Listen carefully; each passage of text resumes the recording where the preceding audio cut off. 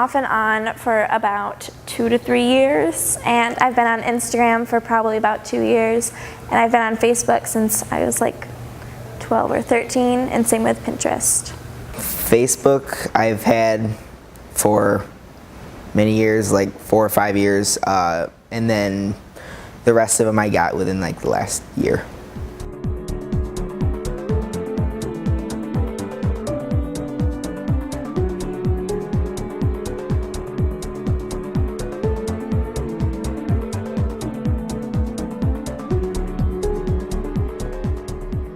I think it's a good tool that people can use to keep in touch. Like people that moved away, and I've gotten, be able to look them up on Facebook or whatever and see, get to reconnect with them if I haven't talked to them in a while. So I think it's good for those purposes. I think that there's a potential for it to contribute to a distraction from everyday life.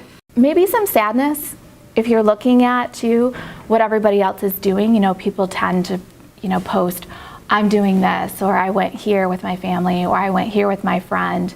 And if you're watching that and you're not a part of it, then that could maybe contribute to some isolation or sadness.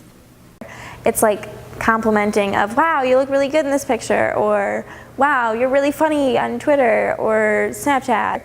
And I think it's like a self-esteem thing. I know for like anorexia or like any eating disorder, there's a ton of Instagram accounts of like fitness, and they could like look at it and be like, wow, I wish I was that skinny. And then it could it's just another place for them to see a skinny girl and then wish that they were that skinny. And it can distract away from reality. Like me personally, I just go on there just to, for comedy kind of. I think people can get sucked into a false reality inside of social media. Then you're in it for life. But they are talking about, there is some research right now where they're looking at addiction with social media. And Instagram, I check up to like 20 times a day, probably. I probably check my Snapchat every time I get a notification. Other than that, I check the other ones a couple times a day. And maybe even creating a special classification or a diagnostic label for social media addiction. I would have more time to do what I actually want to do instead of being addicted to checking Instagram 20 times a day, or I'd probably be more social instead of just going on my phone all the time. I think it's a powerful distraction, and a distraction for creating meaningful relationships or connecting face-to-face.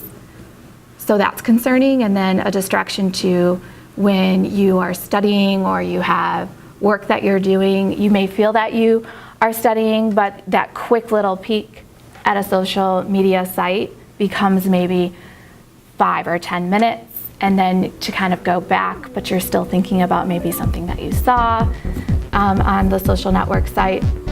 So I think that it's just a distraction from academics, a distraction from building relationships or those face-to-face communications. In our culture, we're becoming more inclined to want immediate gratification, and social networking allows for that.